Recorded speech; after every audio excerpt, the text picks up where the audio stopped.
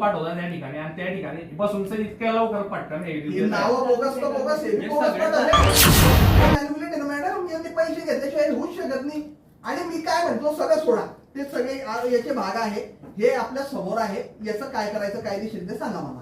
याचा ऍक्च्युअली सोसायटीवर जाऊन नव्याने सर्वे करायचा आणि आपला जो सेपरेट सर्वे आहे तो घेऊन जा.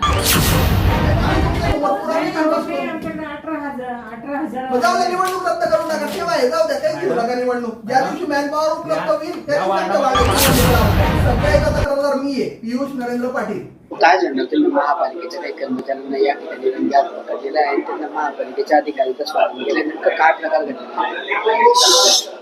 प्रभाग क्रमांक 5 हा जो माझा प्रभाग आहे, या ठिकाणी जवळपास 5,500 ते 6,000 बोगस मतदार राहतात म्हणून आम्ही निवडणूक निर्णय अधिकारी यांच्याकडे तक्रार केलेली होती. याबाबत काहींचे पुरावे देखील दिलेले होते, काही जागेवर राहत नाही म्हणून सांगितलेलं होतं. तसेच यांचे स्पॉट व्हेरिफिकेशन व्हावे याबाबत मागणी केलेली होती. त्या अनुषंगाने मनपाने आज 4 जणांची टीम ही आमच्या प्रभागात पाठवलेली होती आणि यामध्ये तरतुदीप्रमाणे स्पॉट जागेवर जाऊन स्पॉट व्हेरिफिकेशन होऊन त्या ठिकाणी संबंधिताचे पुरावे जोडणे हे अनिवार्य होते. परंतु आणि तसेच पंचनामा शीट जी आहे की प्रत्येक ठिकाणी गेल्यावर संबंधित माहिती त्यामध्ये त्या रकान्यात भरायची होती.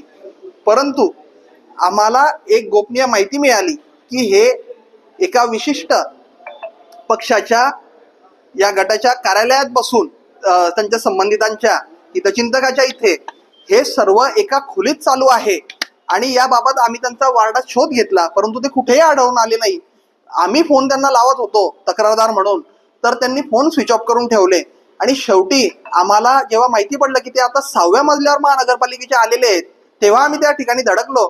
आणि त्या ठिकाणी आश्चर्यकारक म्हणजे जो पंचनामा शीट आहे जी पूर्ण भरल्यावर पंचनाम्यावर साक्षीदार म्हणून सह्या करू शकतात किंवा सह्या केल्या जातात, ती पंचनामा शीट कोरी आढळून आली. आणि मात्र त्याच्यावर विष्णू रामदास भंगाळे जे जळगाव शहर महानगरपालिकेचे माजी महापौर आहेत यांचे हितचिंतकांचे साक्षीदार म्हणून त्या ठिकाणी सह्या आढळून आलेल्या आहे. याबाबत आपण आता उपायुक्तांची भेट घेतलेली आहे. त्या संबंधित 4 कर्मचाऱ्यांवर गुन्हे दाखल करण्याची मागणी आपण केलेली आहे. जर मनपा प्रशासन ही हिंमत दाखवणार नसेल तर मात्र आम्ही सुमोटो म्हणून मी स्वतः त्याच्यात फिर्यादी होणार आहे. पैसे घेतल्याचा ही जी घटना घडलेली आहे ही अतिशय गंभीर आहे. हा काही छोटा मोठा गुन्हा नाही. हा जो विषय घडलेला आहे हा मोफत घडू शकत नाही. यामध्ये 100% आर्थिक डिलिंग झालेली आहे आणि आमच्याकडे जर कधी इतकी पक्की माहिती येऊ शकते तर आर्थिक सुद्धा डिलिंग झालेली आहे ही पक्की माहिती आहे. आणि प्रत्येक ह्या कर्मचाऱ्यांना प्रत्येकी 2-2 लाख रुपये यांना दिले गेलेले आहेत.